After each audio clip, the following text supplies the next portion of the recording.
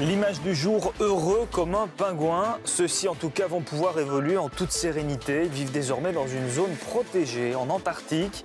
La zone est immense, pas de pollution, pas de pêche. Et les grandes puissances ont dit oui aujourd'hui.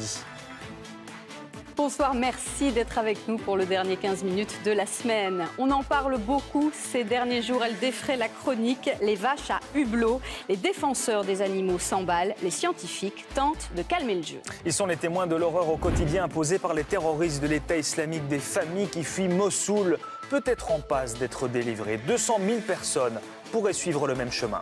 Et puis il est l'heure de passer à table. Focus Cuisine aujourd'hui. Les produits du terroir, travaillés avec amour par les artisans locaux, sont de plus en plus appréciés. Ils se retrouveront sans doute sur les menus des réveillons. Mais d'abord, un vote à la mûre qui met aujourd'hui fin à des jours et des jours de crispation politique autour du CETA, le projet de libre-échange entre le Canada et l'Union européenne. Après des jours de crispation, je le disais, de renégociation autour du texte, les Wallons disent oui. 58 voix pour, 5 contre. C'était un peu attendu, mais tout de même, il y a un accord pour aller signer le texte à présent, même si après le discours victorieux des uns, il y a les autres qui ont une autre interprétation autour de cette saga. Le CETA amendé, le CETA corrigé est plus juste que l'ancien CETA. Il offre plus de garanties que l'ancien CETA et c'est celui-là que je défends devant vous. Dans ma conception de la démocratie, il n'est pas imaginable que nous acceptions ce principe d'une justice d'exception réservée aux multinationales pour attaquer les États. C'est une condition largement suffisante pour refuser de signer un texte. Deuxièmement, concernant les engagements que vous avez reçus, notamment concernant l'indépendance de ces tribunaux, en quoi sont-ils garantis? Qu'est-ce qui nous dit que dès que le rapport de force que nous avons maintenant en bloquant la signature sera perdu, la Commission ne va pas se contenter de réformes mineures? Le CETA également en discussion au Parlement bruxellois. On va y rejoindre Rachel Crivellaro. Alors Rachel, est-ce qu'on peut dire qu'il n'y a pas vraiment de suspense quant à l'issue du vote ce soir ? Alors évidemment, zéro suspense, Esmeralda, à partir du moment où les députés du Parlement de la région, de la Fédération Wallonie-Bruxelles, eh bien on les retrouve également au Parlement wallon et au Parlement bruxellois, que ces deux assemblées vont donner ou ont donné leur feu vert à la signature du CETA. On ne voit pas très bien ce qui pourrait les faire changer d'avis d'ici là. Ce qui est certain, c'est qu'avec la signature, le vote des députés de la Fédération Wallonie-Bruxelles, ce sera la fin de cette saga CETA, en tout cas au niveau belgo-belge. Toutes les entités fédérées se seront enfin prononcées avant minuit ce soir, comme c'était convenu. Alors on a compris, Rachel, le CETA renégocié va être approuvé dans toutes les assemblées à présent. On fait quoi maintenant? Qui prend la main à présent? Alors après le vote de la Fédération Wallonie-Bruxelles, le théâtre des opérations, il va se déplacer de quelques mètres d'ici, du côté du gouvernement fédéral, où se trouve Didier Reynders, le ministre des Affaires étrangères. Il va pouvoir téléphoner à l'Europe et lui dire voilà, c'est fait, c'est bon, la Belgique a désormais l'autorisation de signer ce fameux traité. Alors quand est-ce que cette signature s'interviendra? Ça, c'est encore autre chose. Ça va se jouer du côté du quartier européen. La tenue d'un sommet entre l'Union européenne et le Canada, ça va se régler entre Bruxelles et Ottawa. Rachel Crivellaro en direct dans 15 minutes. Merci Rachel. Moins de militaires dans nos rues. Le Conseil de sécurité a décidé de prolonger le mandat de nos soldats d'1 mois, mais le nombre d'effectifs sera réduit, 1/3 d'effectifs en moins, pour être précise. Une nouvelle qui ravira ceux qui prennent le train tous les jours, ces usagers donc, qui en avaient un peu marre des wagons bondés, notamment aux heures de pointe, ou des trains trop peu nombreux. Le plan transport SNCB nouveau est arrivé. Pour l'an prochain, il a été validé aujourd'hui. En tout cas, Éric Bévert, on vous retrouve en direct, un plan rempli de nouveautés. C'est 100% cadeau, forcément, pour les nafteurs. Oui, si on devait résumer ce nouveau plan décidé aujourd'hui par la direction de la SNCB, on pourrait dire que tout augmente pour le meilleur, mais aussi pour le pire. Alors le meilleur, c'est le renforcement de l'offre. Le nombre de kilomètres parcourus par des trains chaque année va augmenter de 5%, principalement sur la dorsale wallonne ainsi qu'autour des grandes villes, qui sont de plus en plus paralysées par la circulation automobile. On pense bien sûr à Bruxelles, Liège, Charleroi, Gand et Anvers. Résultat, d'ici 2020, on va créer 10 000 places supplémentaires sur des trains plus rapides, plus nombreux et plus ponctuels. On peut rêver. Mais tout a un prix et ça c'est la mauvaise nouvelle. L'augmentation concerne aussi les tarifs. La hausse sera de 3% en moyenne et ce dès le 1er février 2017. Le nouveau plan de transport et ses nouveaux horaires, eux, entreront en vigueur en décembre de l'an prochain.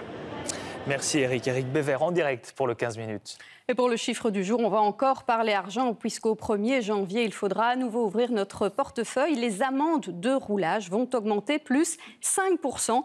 Alors les petites infractions qui relèvent de la perception immédiate, comme ne pas mettre son clignotant, ne pas attacher sa ceinture, eh bien elles passeront de 55 à 58 €.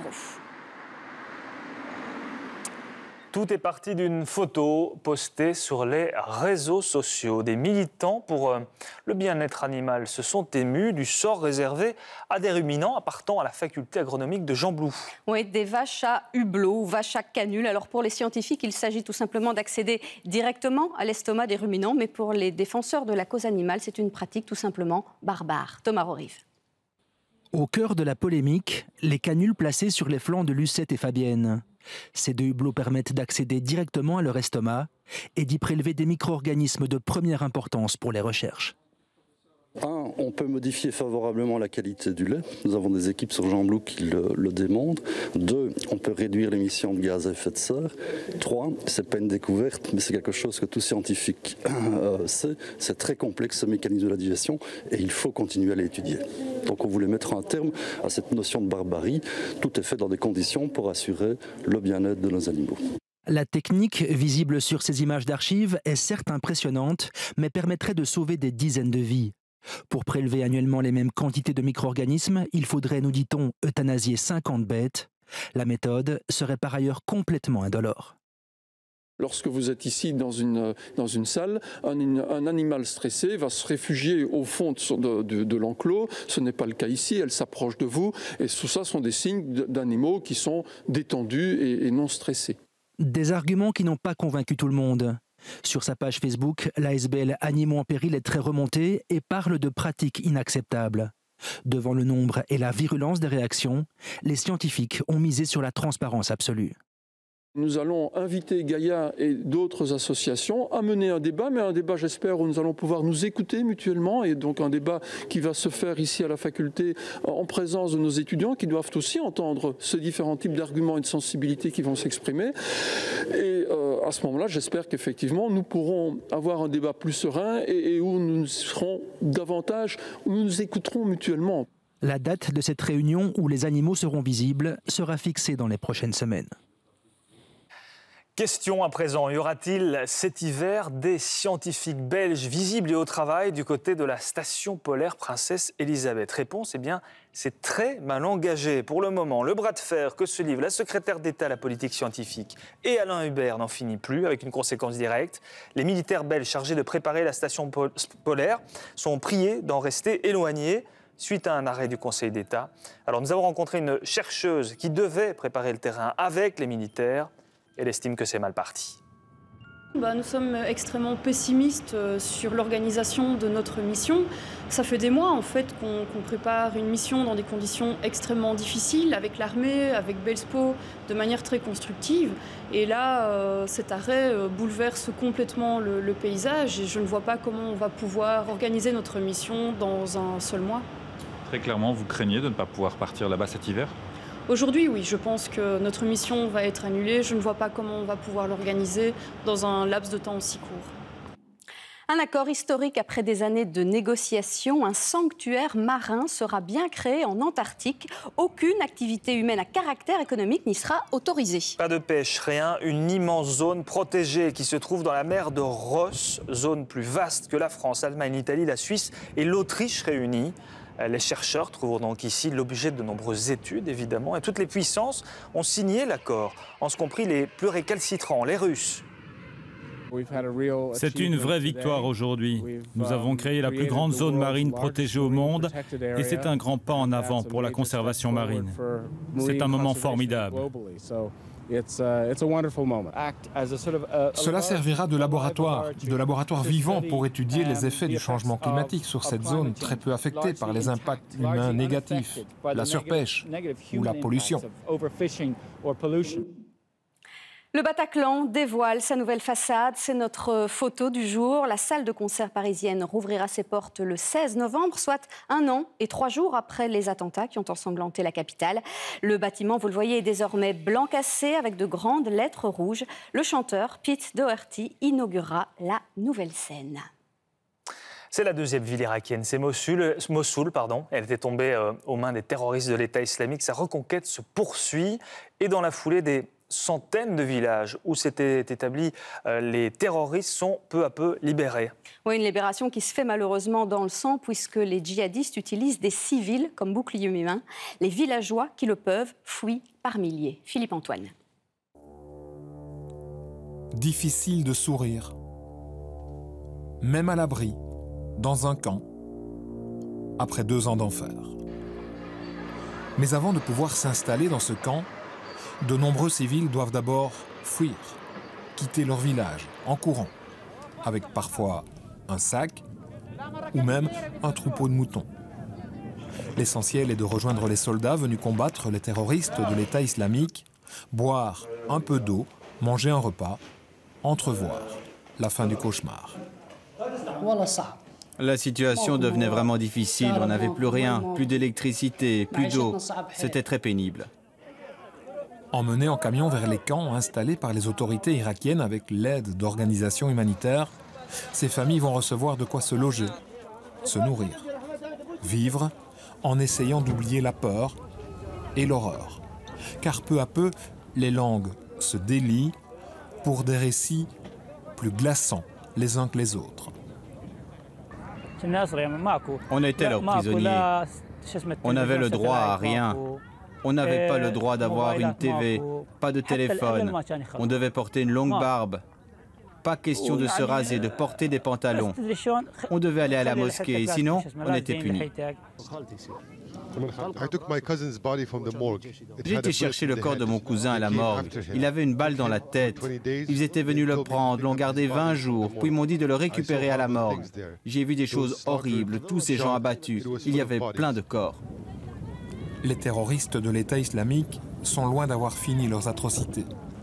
8000 familles seraient actuellement prises en otage pour servir de bouclier humain. Ces derniers jours, près de 12 000 personnes ont tout de même été recueillies aux abords de Mossoul. Selon l'ONU, cela pourrait rapidement aller jusqu'à 200 000. Les autorités irakiennes redoutent que des terroristes ayant modifié leur apparence se cachent parmi ces civils en détresse, dont certains sont heureux de se revoir, séparés et sans nouvelles les uns des autres depuis parfois 2 ans. Qui a dit que les bibliothèques étaient forcément des endroits un peu poussiéreux, pas très accueillants, très silencieux en tout cas, ou carrément d'un autre âge. Ceux qui pensent cela encore aujourd'hui, eh bien, n'y sont pas retournés depuis longtemps parce que la plupart d'entre elles deviennent vraiment des pôles culturels. C'est plus seulement un endroit où le livre est emprunté. Ici, le livre est mis en valeur, tout en permettant en plus aux lecteurs de bénéficier d'un service personnalisé. Il faut que les personnes qui viennent à la bibliothèque y trouvent un accompagnement dans le plaisir de lecture ou dans la recherche de documents nécessaires pour un travail ou autre. Nous devons être plus efficaces que Google. La différence entre l'ancienne bibliothèque et la nouvelle ici présente, c'est la place de l'atelier informatique vraiment dans l'espace qui a gagné en superficie. Le numérique peut-être par la multitude des ressources auxquelles il donne accès, demande davantage d'esprit critique et de décodage de l'information. Et ça, c'est aussi un rôle fondamental de la bibliothèque d'aujourd'hui. Vendredi, c'est cuisine. Dans le 15 minutes, on passe à table. Alors, cette saison, le gibier et autres farces ont la cote. Et puis, c'est une tendance aussi. Les Belges apprécient de plus en plus les produits du terroir, les artisans locaux. On n'est pas encore en phase de préparation des réveillons, mais quand même. Oui, c'est pourtant bien ce qui est en train de se passer avec quasi 2 mois d'avance. Normal quand on sait que 80% des Belges pensent déjà à leur réveillon. Menu et cadeaux, évidemment, au moment de la semaine de Toussaint. Reportage, Céline Liégeois. La saison des barbecues est terminée et les fêtes ne sont pas encore là. Pourtant, pas de temps mort dans l'atelier. Aujourd'hui, le gibier est sur la table, le chevreuil est désossé et le rôti de biche ficelé. Ici, on est en plein moment. On est vraiment dans le berceau de la chasse et on a vraiment du beau gibier qui vient de nos forêts, en marcassin, faon, chevreuil. Mais ce que Bertrand Léonard préfère, c'est préparer sa propre viande, par exemple avec cette farce au raisin sec. C'est du porc plein air, donc élevé ici dans notre ferme, et avec un petit peu de veau pour donner un peu de moelleux et de la tendreté à notre farce. Comme c'est une farce ici un peu plus spéciale, typique, avec des petits raisins, donc sucrés, et on a une liqueur sucrée que je vais ajouter avec. Elle accompagnera des cuisses de volaille fermière, un plat qui se retrouvera sur les tables de fête dans quelques semaines. pour les fêtes de fin d'année, on va sur des cuisses, soit la dinde, soit la poularde, et avec des fruits, des marrons, des châtaignes, des raisins, champignons. C'est vraiment toute une déclinaison qui part d'une recette, je vais dire, de base. Depuis bientôt 25 ans, Bertrand a fait le choix de vendre la viande de l'exploitation familiale à quelques kilomètres de là. 150 porcs et 25 vaches profitent au maximum de l'espace. La valeur ajoutée, il y a simplement ce qu'elle mange tous les jours, des nourritures naturelles. La vache doit grandir, donc elle doit évoluer et à son rythme surtout. Donc la vache, quand elle est en prairie, elle mange vraiment ce qui l'intéresse et vraiment à son aise. Et c'est très important, je pense, sur la finalité de la qualité de la viande. Bien sûr, cela prend plus de temps. Pour compenser, il limite au maximum les intermédiaires en vendant dans la boucherie de la ferme et cela fonctionne. Ce goût persillé, enfin, pas trop gras, mais quand même un petit peu de gras, qui donne vraiment le goût à la viande. Maintenant, on nous fait un peu manger n'importe quoi et je dois dire qu'on attache beaucoup plus d'importance à la qualité et la provenance de la viande. On sait qu'ici, ils ont leurs bêtes. Bientôt, il faudra songer aux salaisons, aux plateaux fondus, chapons et boudins de toutes sortes pour cette période essentielle que représente le mois de décembre pour ce commerce. Allez, on laisse encore se reposer un petit peu Saint-Nicolas et Père Noël, en tout cas pour évoquer la réjouissance du moment. Que feraient les Américains, en particulier sans Halloween? En Floride, ils nous ont donné un avant-goût accompagné de leur animal de compagnie.